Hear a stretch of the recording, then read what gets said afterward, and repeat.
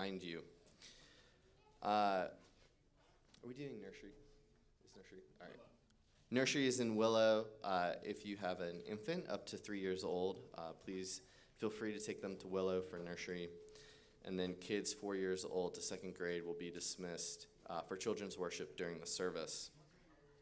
A couple of announcements for you this morning. The first two concern children. First, on the 30th, which is the fifth Sunday, children are invited to come and stay in the worship service. We actually won't have children's worship for them, and this will be a reoccurring thing on fifth Sundays going forward. There'll be children's worship. It's an opportunity for families to worship together and for kiddos to get some reps sitting through a worship service for when the time comes for them to come and stay the whole time. Secondly, there's no 345 club this week.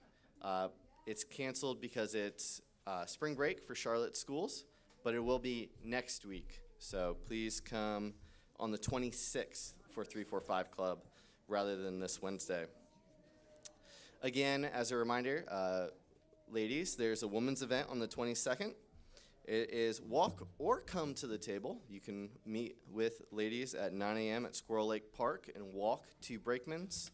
Or if you would prefer to just drive and meet them there, you can do that at 10 o'clock. And lastly, Michelle and Andrea will come and talk about alongside families. I butchered that, didn't I? I'm sorry. All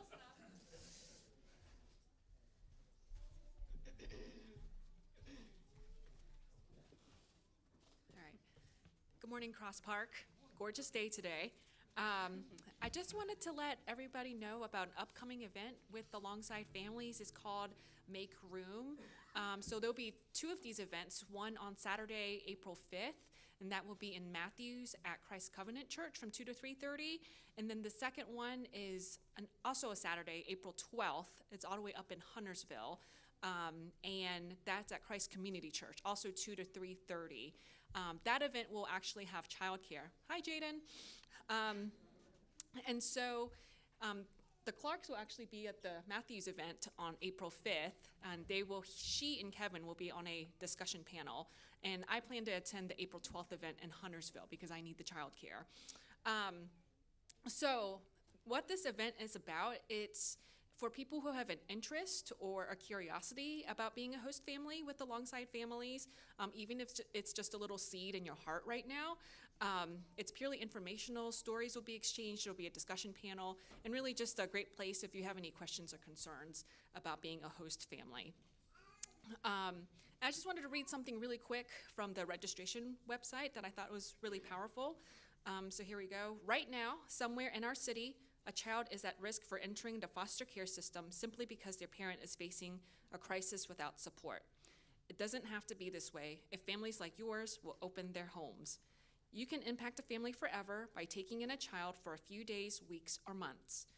Host family volunteers temporarily care for children while a parent facing hospitalization, homelessness, or other challenging times get back on their feet. So you all know this. Unfortunately, when a child enters the foster care system, there's a high likelihood they will not be reunited with their family, which is very tragic. And so the impact of being a host family is really immense. And being a host family can also look like providing respite care. It doesn't have to be overnight hosting. So it can be respite care for a few hours, giving respite to another host family. It can also look like, say, a single mother is getting chemotherapy for a few hours and somebody needs to watch her children, or they'll end up in the foster care system. It can also look like that, so just babysitting for a few hours. So these are things that I'm exploring with my husband, so I invite you to explore with me by attending one of these events. I'll be at the April 12th event, and Michelle will be at the April 5th event. There are flyers with more information with the QR code for registration on the welcome table, and there's also a link in your email. So I'm going to turn it over to Michelle now to talk about another way you can get involved. Thank you, Andrea. Well, I'll just start with a quote that you all are probably familiar with. Oswald Chambers said, "Prayer does not prepare us for the greater work. Prayer is the greater work." So I think we often give credence to that. We say, yeah, that's true. Of course that's true. and then we don't pray. And I'm as guilty as anybody. But God doesn't want us to just be guilted by that. He wants to invite us in. And one thing that I've thought, as Andrea and I have thought about and prayed about, how can we present this ministry to our church, is all of us can pray. We can all pray. We can all care. We can all say, God, I don't care that much. Can you give me a heart that cares like you care? And make me like you. Give me the compassion of Christ. So let's start by praying together. I invite all of you to pray together for Alongside Families at our church in the city. It's actually in the city, in Charlotte and in Asheville. There are 2 locations. But if you want to be a part of a prayer team that would commit to pray regularly for Alongside Families, especially for me, for Andrea, for our volunteers, for the McQuarters, for Sarah Ann, Israel, who are a host family and community friends. I would invite you to please let me know. You could just come up and find me. You could get my number off the website, call me, text me, email me. I would love to know if you want to be a part of this prayer team. I will make sure that you know how you can get onto the email list that is sent to you by Alongside Families as well. Then you'll know the needs and how to pray. We also, will be sharing needs from our church and how you can specifically pray. So I invite you to join the greater work and pray with us. Thank you.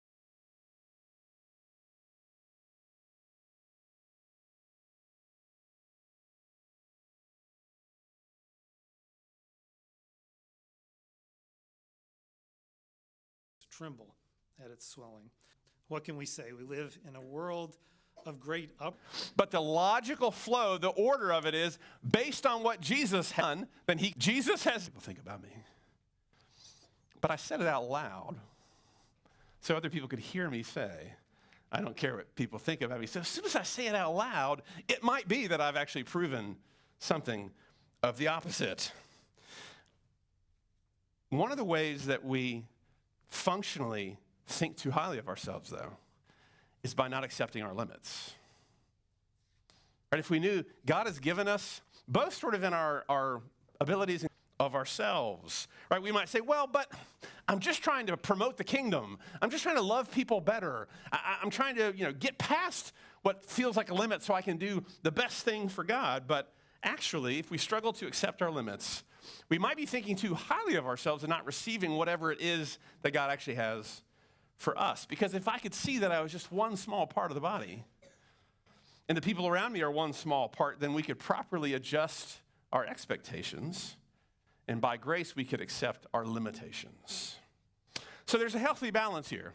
There's unity and diversity. There's one body. We're all members in parts. We're all members of one another, Paul says.